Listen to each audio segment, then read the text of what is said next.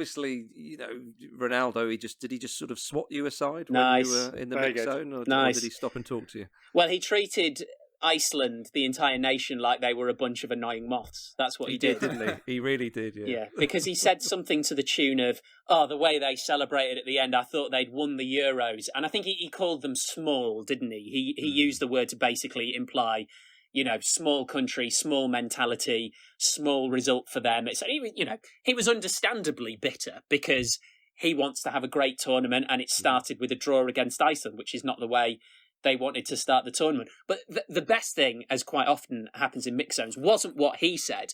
That was then put to the Iceland players. And they reacted in exactly the kind of way that you would react if you don't spend much time in mixed zones. Because obviously, the players who are Iceland players, they've not been in that situation at a major event. Players don't really do mixed zones if they're playing in the championship, or at least not at this time they didn't. So Kari Arnason wanders in to the mix zone, and he's asked Cristiano Ronaldo has just described Iceland as a small nation, and he said, you celebrated like you'd won the Euros in that game. And of course the response is, well, Cristiano Ronaldo is entitled to his opinion, etc. What Kari Arnason said was, tough shit. It's so good, isn't it? Yeah, that media training, as you say, that experience of just kind of, no, it's like up yours, mate. And 30 journalists went, thank you. Yep. What else did he say? He said something like, he actually said, he just F's around diving about all the time. That's what he said about Cristiano Ronaldo. And I think that was just great. And again, it was just a sense of, these are incredibly down-to-earth people, and they don't care about what Cristiano Ronaldo thinks of them. They really couldn't care less about. I did find that Icelanders are very sweary, though. They are very sweary. In their native language or English? Don't speak much Icelandic, so sure. I would certainly in English. Like I wish I could remember his name now, but there was a. This is the thing. Everyone who's ever been to Iceland was obviously following Iceland. So if you'd played for Iceland and played in England, you were everywhere. And there was a guy, he used to play for Stoke, I remember that, and Iceland, and he had sort of shoulder-length hair in your style, Marcus. And I was trying to interview him before the game. Thank goodness it was a recorded interview. Am I allowed to swear properly or not? I don't know. Yeah, of course you are. Yeah. Okay. Of course you are. So I said, I think his name might have been Peter. I was like, so, Iceland opening game, you've got Portugal. What are you hoping for? And he said, well, I hope we don't get beat 7-0. I was like, okay. Brilliant. So, but I found that loads, and I remember ringing up Joey Goodjohnson to say, could I just do a quick interview with you? It's for the BBC. Mm-hmm. And he said, I've got a question for you. And I was like, okay. He said, is this a fucking joke? And I was like, oh God, have I done something wrong? Like, was I supposed to mention money? And he was like, you're not really from the BBC. And I was like, no, I am. He's like, why do you want to interview me? It's like, Joey, you played in the Premier League and you played for Iceland. You're right in our ballpark for this story. Do you not know how this works?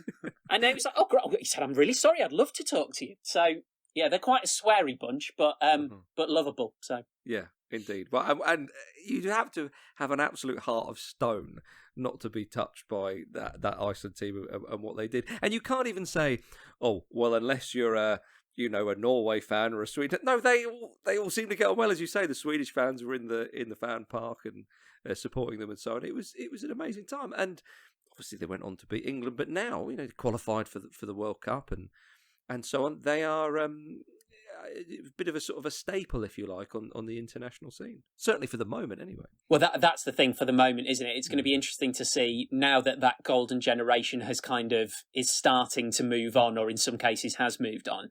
I think we will probably learn the answer to the question that people thought had been answered ages ago, which was that idea of what difference do those massive indoor football arenas make?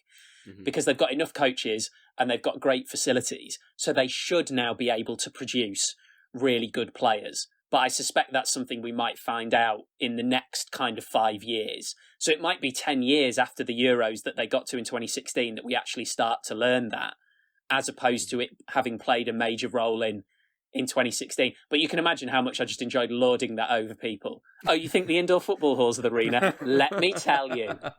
But I mean, yeah. The truth then is, you look at it, even like someone like Ajax, who have an academy which has been absolutely the top of the game for 40 years, 50 years, and they have ups and downs.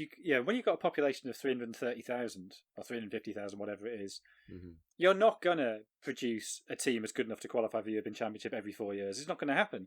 All you can do is make sure that the years when you do get a decent generation, you're absolutely maximising their chances, which is what putting in place the structure does.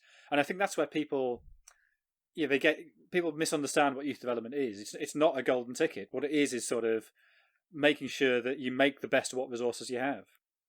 And it's the other thing that I think will make a difference is that I think most people in Iceland, for the first time around the time of the Euros, would have said football when asked the question, "What is your national sport?"